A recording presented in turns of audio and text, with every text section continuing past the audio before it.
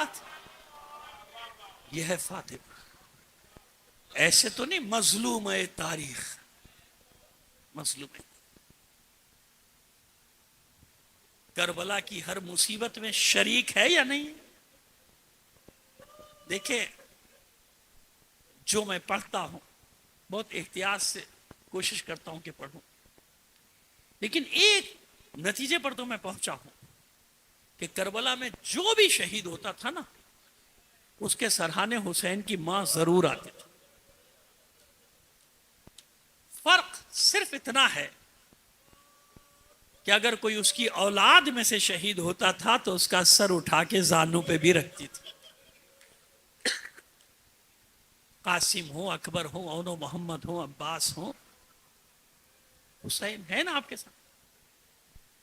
اب میں بتاؤں آپ کو, ابھی میں نے فضائل میں بتایا نا, اب آپ کو مصائب میں بتاتا ہوں. یہ مصائب کا ٹکڑا میں ہر سال پڑھتا ہوں اور انتظار کرتا ہوں پورے سال کہ کب یہ وقت آئے پہلی محرم کی, اور میں جناب مسلم کو ان کے بچوں کا پرسہ,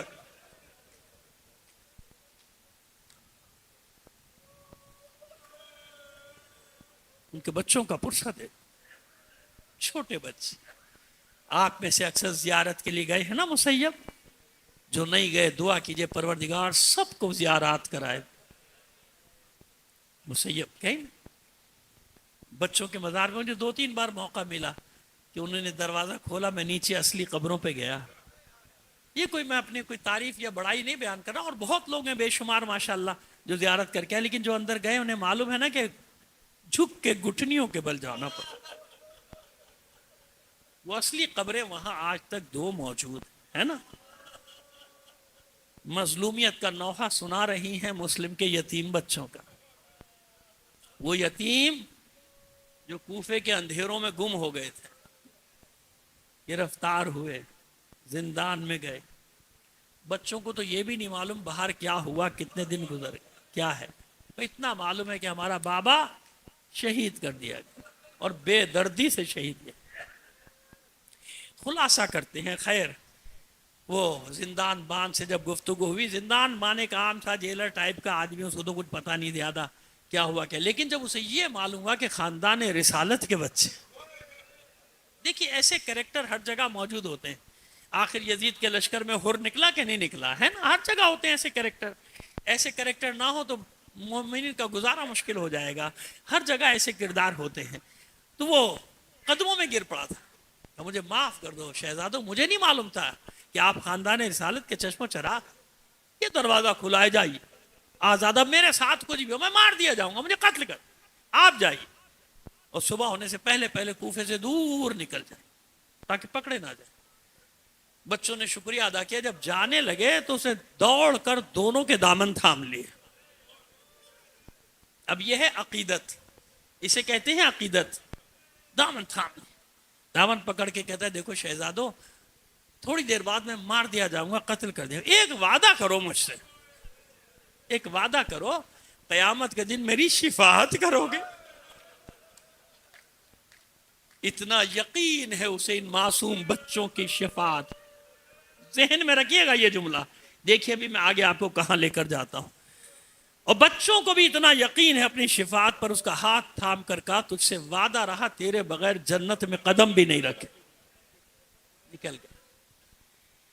کاتب تقدیر نے تو کچھ اور لکھا ہے نا, رات بھر بھٹکتے رہے, کوفے سے باہر تو نکل گئے, لیکن یہ جس جگہ کا نام اب مسیب ہے, اس جگہ صبح ہونے لگی, جلدی سے بچوں نے نماز پڑھی ایک جوہڑ کے کنارے, اور درخت کے اوپر چڑھ کے چھپا لیا کہ دن بھر اس میں چھپے رہیں گے, رات کو پھر سفر کا آغاز کریں گے. ابھی سورج نہیں نکلا, وہ صبح کی سفیدی جس کو کہتے ہیں وہ نمودار ہوئی. حارث ملون کی زوجہ کنیز وہاں پہ پانی بھرنے کے لیے, اس نے دیکھا 2 چاند سے چہروں کا عکس چمک رہا پانی میں. جوہڑ, وہ جو تالاب نہروں کے کنارے بن جایا کرتے ہیں اس کو جوہڑ کہتے ہیں. تو وہ پانی میں عکس پڑ رہے ہیں. حیران ہو کر کہتے ہیں کس مملکت کے شہزادے ہو, ایسے حسین چہرے میں نے نہیں دیکھے.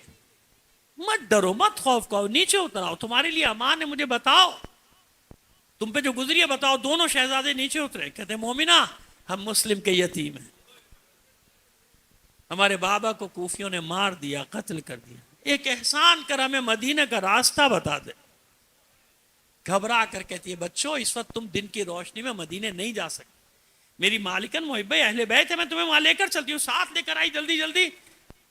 جیسی زوجہ حارث کو معلوم ہوا، مسلم کے شہزادے خوش ہو گئے، کب سے زندان میں تھے، ان کا نیا لباس، ان کے نہانے دھونے کا انتظام کرنا، ان کے لیے بہترین غذا بناتی ہے، کھلاتی جا رہی کہ بچوں اطمینان رکھو، کل ایک قافلہ جانے والا ہے، اس قافلے کے ساتھ تمہیں مدینے بھیجوں گی، آقا زادیوں کو اس کنیز کا سلام ضرور کہہ دینا۔ شام ہوئی، تاریکی چھانے لگی تو ایک کوٹھی میں لے کر آئی دونوں بچوں کو اور کہتی ہے دیکھو میرا شوہر ابن زیاد کے سپاہ میں ہے، مجھے ڈر ہے انعام کے لالچ میں کہیں تمہاری مخبری نہ کر دے، انعام کے لالچ میں مخبری کرنے والوں سے اللہ بچائے،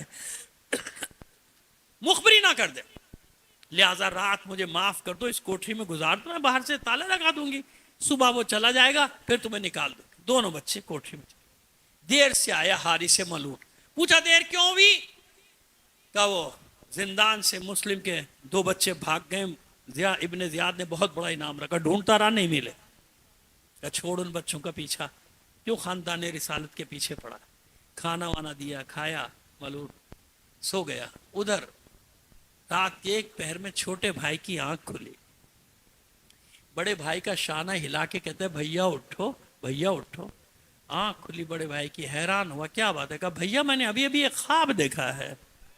کیا خواب دیکھا؟ میں نے خواب میں رسول خدا کو دیکھا، ہمارا بابا مسلم ان کی خدمت میں ہے، اللہ کا رسول پوچھ رہا ہے مسلم بچوں کو کہاں چھوڑ آئے ہو؟ ہمارا بابا رو رو کر اللہ کے رسول سے کہہ رہا ہے کہ اللہ کے رسول میرے دونوں بچے ابن زیاد ملعون کی قید میں ہیں۔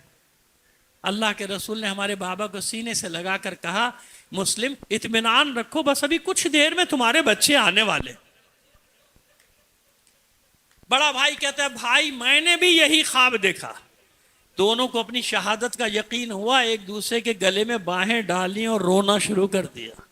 بس گریے کی آواز بلند ہوئی، حارث ملعون کی آنکھ کھلی، تلوار کے قبضے پہ ہاتھ ڈال کر کہتا ہے یہ بچوں کے رونے کی آواز کہاں سے آتی؟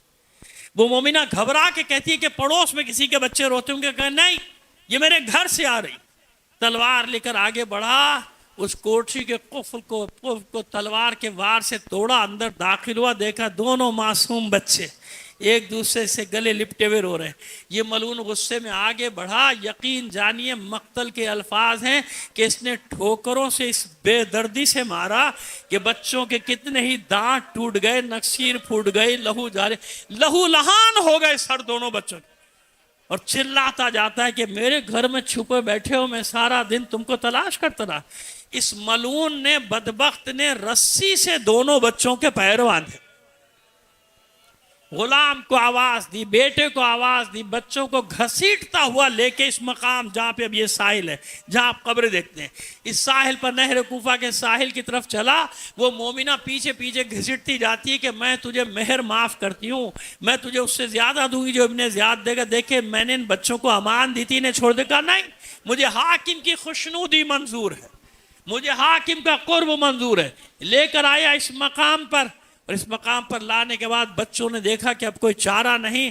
بڑا بھائی کہتا ہے ٹھہر، عربوں کا ایک قاعدہ ہے، 3 باتوں میں سے کوئی ایک بات مانتے کا بتاؤ، کون سی ہیں تمہاری 3 باتیں؟ کہا پہلی بات یہ کہ ہمیں ابن زیاد کے پاس لے چل، وہ جو فیصلہ کرے۔ کہا نہیں، تم اتنے چھوٹے ہو کہ مجھے ڈر ہے کہیں وہ تمہیں پھر چھوڑ نہ دے، زندان میں نہ ڈال دے، میرا انعام رہ جائے گا۔ کہا اچھا پھر ہمیں مدینے پہنچا دے، ہم تو جتنا چاہتا ہے منہ مانگا تجھے انعام دیں گے۔ کہا کہ نہیں یہ بھی ناممکن ہے۔ کہا اچھا پھر اتنی مہلت دے دے کہ ہم 2 رکعت نماز پڑھ لیں۔ جتنے بچے یہاں بیٹھے ہو، مسلم کے بچوں کا پیغام سن لو، موت سر پہ ہے، شہادت سر پہ ہے، اور بچے کہتے ہیں اتنی مہلت دے دے ہم 2 رکعت نماز پڑھ لیں۔ بچوں نے نماز شروع کی، اس ملعون نے تلوار سے وار کرنا چاہا، بلکہ پہلے اپنے غلام کو دیا ان کو قتل کر۔ غلام آگے بڑھا، بچوں نے کہا کیا تو بلال کی نسل سے ہے، بلال کی قوم سے ہے؟ کہا بلال کو تم کیسے جانتے ہو؟ کہا ہم نہیں جانتے۔ لیکن ہم نے سنا ہے کہ رسول خدا کا مؤذن تھا. تم رسول خدا کے خاندان کیوں؟ کہ ہاں ہم جعفر طیار کے عقیل کے پوتے ہیں، جعفر طیار کے پوتے، ہم حیدر کرار کے پوتے، ہم رسول خدا کے پوتے، ہمارے اجداد ہیں. تلوار پھینکی، نہر میں کود گیا، ظلم نہیں کر سکتا. اولاد رسول پہ بیٹے کو حکم دیا آگے بڑھ قتل کر. ماں نے چلا کے کہا دودھ نہیں بخشوں گی، دودھ نہیں بخشوں گی. اگر وار کیا، بیٹے نے تلوار پھینکی، پیچھے ہٹ گیا. جب جھلا کر یہ آگے بڑھا تو یہ درمیان میں خود کو اس نے اپنے آپ کو گرا دیا. مومنان، اس کے شانے پہ تلوار لگی، شانہ زخمی ہوا، زخمی ہو کے ایک طرف گر پڑی. پہلا وار اس نے بڑے بھائی کی گردن پہ کیا، سر تن سے جدا کر کے اپنے ساتھ تھیلا لایا تھا، اس تھیلے میں سر کو ڈالا، جسم کو پانی کے نہر کے حوالے کیا. چھوٹا بھائی بڑے بھائی کے خون میں کروٹیں لینے لگا، چلا کر کہتے ہیں بھیا مجھے چھوڑ کر نہ جانا. بڑے بھائی کا جس سطح آپ پر ٹھہر گیا. اس ملعون نے چھوٹے بھائی کی گردن پہ وار کیا، سر کو تھیلے میں ڈالا، جسم کو نہر کے حوالے کیا. دونوں بے سر کے لاشیں بغل گیر ہوئے، تہے آپ بیٹھ گئے. صبح ہوئی، علاقے کے لوگ کھیتوں میں کام کرنے کے لیے نکلے. کیا دیکھا؟ ساحل پہ کوئی بی بی بیٹھی ہے، ساحل پر کوئی بی بی بیٹھی ہے، سر سے پیر تک سیاہ چادر میں ملبوس، زار و قطار رو رہی ہے. ان کسانوں نے آگے بڑھ کر پوچھا بی بی کیا آپ کا کوئی قیمتی سامان گر گیا؟ کہا ہاں مومنو، ارے اس حارث ملعون نے میرے بچوں کو قتل کر کے پھینک دیا، میری مدد کرو، میرے بچوں کے لاشیں نکالو. وہ کسان نہر میں اترے، دونوں بچوں کے بے سر کے لاشیں نکالے. کیا دیکھتے ہیں؟ یہ بی بی دونوں کے درمیان میں بیٹھ گئی. کبھی ایک بچے کے سینے پہ سر رکھ کے روتی ہے، کبھی دوسرے بچے کے سینے پہ سر رکھ کے روتی ہے. پھر ان کسانوں کو دیکھ کر خطاب کر کے کہتی ہے تم نے میری مدد کی، میرے بچوں کو نہر سے نکالا، میں قیامت کے دن تمہاری شفاعت کروں گی. حیران ہو کر وہ کسان کہتے ہیں بی بی آپ ہیں کون جو اتنے اطمینان سے ہماری شفاعت کی بات کرتی ہیں؟ نظروں سے اوجھل ہونے سے پہلے وہ بی بی کہتی ہے ارے میں کوئی اور نہیں، تمہارے رسول کی بیٹی فاطمہ ہوں، اور یہ میرے مسلم کے یتیم ہیں. عزادارو انصاف کرو، کیسے ہو سکتا ہے حسین کے لاشے پر فاطمہ ہو، عباس کے لاشے پر ہو، قاسم و محمد کے لاشے پر ہو، علی اصغر کے لاشے پر ہو؟ کیسے ممکن ہے کہ مسلم کے یتیم قتل کیے جائیں اور حسین کی ماں ان کا ماتم کرنے کے لیے؟ الا لعنت اللہ علی القوم الظالمین وسيعلم الذين ظلموا أيام منقلب.